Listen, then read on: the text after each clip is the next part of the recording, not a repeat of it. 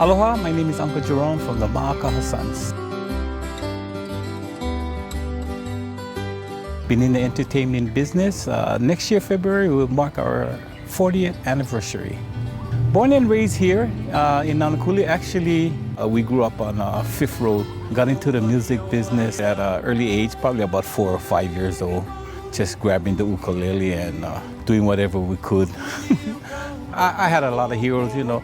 And it all started in the early 70s with Peter Moon, Robert and Roland Casamaro.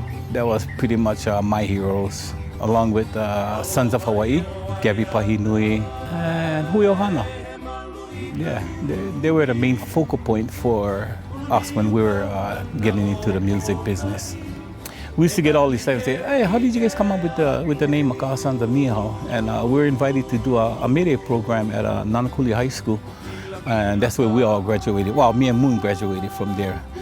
And we didn't have a name at that time. The MC for that night said, hey, what I'm gonna kind of introduce you guys on. Me and Moon just kind of like looked at each other and said, I don't know, Makaha Sons of Niihau. And from that day on, it stuck.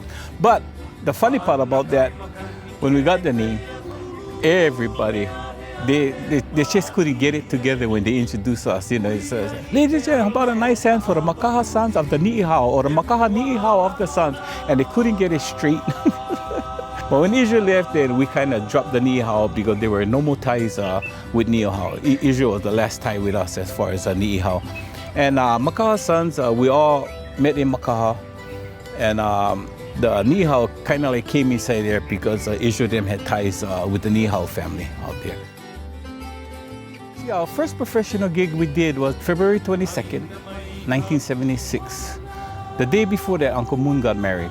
The day after that, Sunday, we did our first gig, and it was a place called Uptown Yoko's. You know, they wonder how we got so popular. And we used to tell them we did a lot of funerals. It's kind of sad, but it's kind of funny at the same time. Say, oh, how are you guys getting popular from that? People just used to ask if we did weddings, or we did baby parties, or we did luau's, graduations. Yeah, so in the early 70s, we did it all. When we finished our first album in 1976, she kind of like put all us together and said, well, now you guys got an album out. Where do you see the group 5 years from today? And I kind of just blurted out, say, you know what, I'm not looking at 5 years, I'm looking at 20 years. Let's say 20 years, I like to see Makaha Sons in Carnegie Hall. And I don't know, by a stroke of luck, 20 years later on the date, man. In early May 1996, yeah, we performed in Carnegie Hall. Yeah, not once, twice, but 3 times we got to do that wonderful place.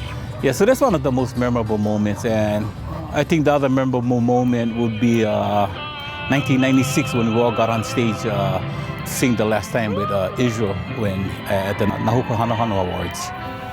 Yeah, so that was pretty much one of the most memorable for the group and for everybody. I love you, brother. Love you, brother.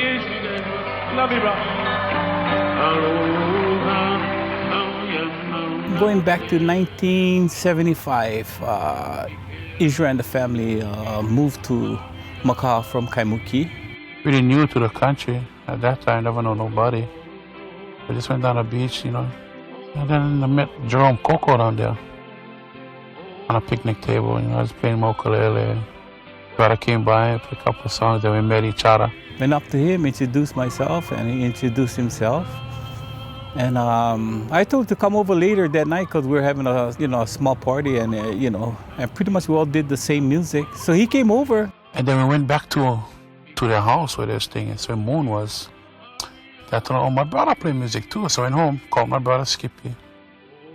Then we went over the house and started playing music. Just jamming, backyard, just playing music for fun and stuff. When they came with their, the contemporary, their Hawaiian contemporary music, it was exciting because he said, wow, this is a new approach. It was a really good match. Yeah.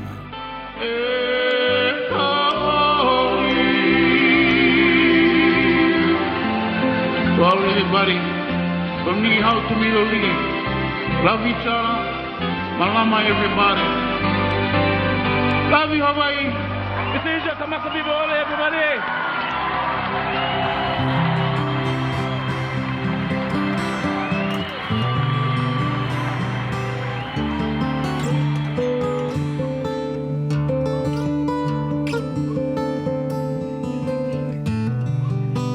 A lot of good young musicians and entertainers coming up now. When we was playing in the early 80s, believe it or not, we were like 70% reggae music to 30% Hawaiian music.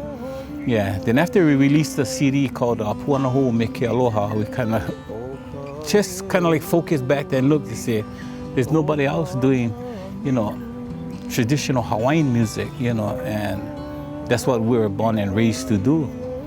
And yeah, in a whole year and a half, we kind of like just turned the whole show around and kind of like went 90% in the traditional Hawaiian music and 10%, you know, the other stuff.